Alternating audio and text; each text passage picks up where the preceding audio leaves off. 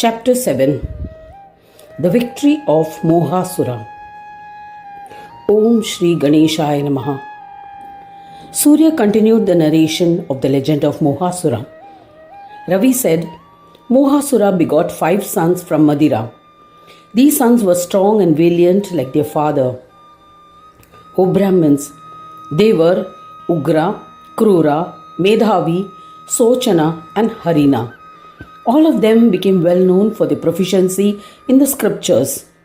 O Brahmins, after the passage of some time, the mighty king Mohasura summoned the chiefs of Daityas to his town. They all gathered and he deliberated with them.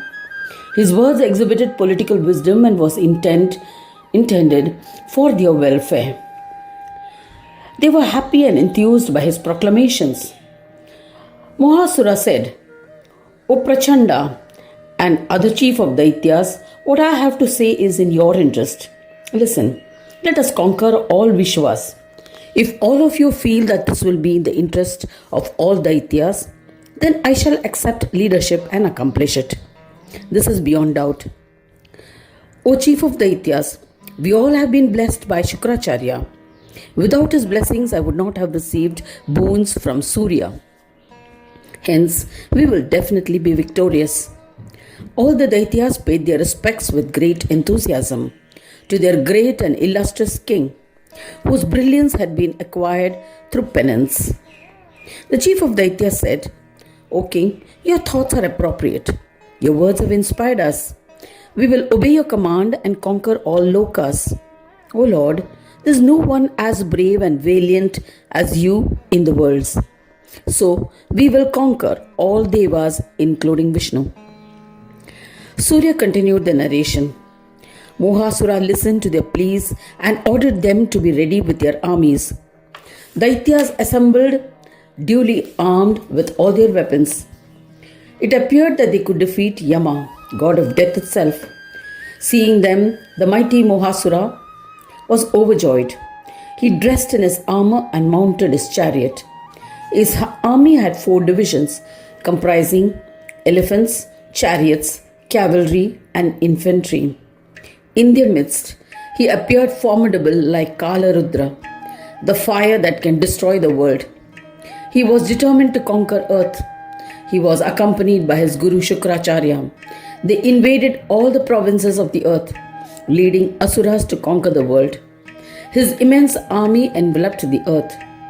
The dust that was raked up as they marched blocked the sun. O Brahmins, who on earth was capable of resisting the personification of death? With his might, he conquered all 7 continents of earth. Valiant Asura warriors attacked Vishnu and Devas to conquer abodes of Devas. When they realized that Mohasura was advancing, accompanied by his army, Devas were terrified. They sought refuge with Indra. Indra took them to Brahmadeva, who in turn took asylum with Shiva and at Kailash. Shankara took them all and proceeded to Vaikuntha. Vishnu and all Devas surrendered to Surya. Seeing the terrified Devas, Surya was also terrified. However, he tried to pacify the Devas. He said, O Devas and Indra, it is because of my boons that the king of Daityas Mohasura has become so arrogant. He is invincible. The immense rewards earned by one's karmas are unparalleled. He has earned his prowess by his karmas. Hence he cannot be defeated. Therefore, let us conduct ourselves cautiously and accept exile in forests. Let us renounce our kingdoms and majesty and make savings our lives a primary concern. When his merits are depleted, he will die. There is no doubt about it. If we decide to fight him, the Asura, who is now the king of earth, will kill us. So heed to my advice. Ravi was narrating the legend to Vailakhilyas. He continued the narration, saying that Brahaspati, the illustrious divine teacher, replied. He said, O king of Devas, Surya has offered honest advice.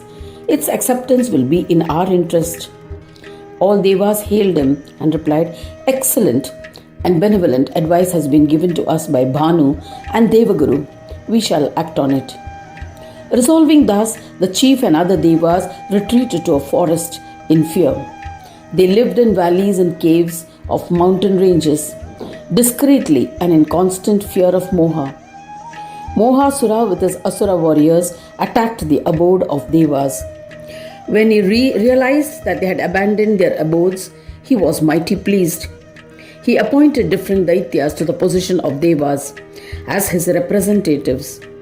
He claimed Indra's throne. Daityas served him. He indulged in the incredible pleasures of Swarga. Gandharvas, Apsaras and Rishis who lived in Swarga devotedly served him with fear. O Brahmins, thereafter, with other Daitya warriors, mighty Mohasura proceeded to Satyaloka. However, he did not find Brahma. Satyaloka was deserted. He was delighted. After an easy victory over Satyaloka, he proceeded to Vaikuntha. He found it deserted too and established his reign. He then advanced and annexed Kailash, abandoned by Shankara, and then attacked Sauraloka. Aditya had already fled from the abode, so he attacked Shaktiloka. It was also abandoned and deserted. He was extremely pleased. The Daitya king was intoxicated with pride and prowess. He appointed his arrogant sons as his representatives to rule the kingdom of Devas. He appointed his son Ugra as a commander of Kailash. Similarly, he appointed Krura as a chief of Vaikuntha. He appointed the conceited Medhavi as a master of Suryaloka. He appointed Sochana, who loved battles, as a king of Shaktiloka. He appointed Harana, the one with destructive tendencies, as the king of Satyaloka. Prachanda and other Daitya chiefs were appointed as administrators of Indraloka. Kalantaka was dispatched to conquer Patal Loka. Assisted by his army, he attacked Seshnag. The king Seshnag, realizing that Kalantaka was attacking Patal, demonstrated his political wisdom and accepted reconcilement and sovereignty of Asuras. He handed over the governance to Asuras instead of inviting the destruction in war. In this manner, the formidable Emperor Mohasura conquered the Brahmand. He established his reign and smooth governance with the help of his Daitya ministers. Establishing an order, he returned to his town of Vishayavasaka with the remaining Daityas. He lived in majesty. He was capable of managing the governance of his kingdom from his capital city.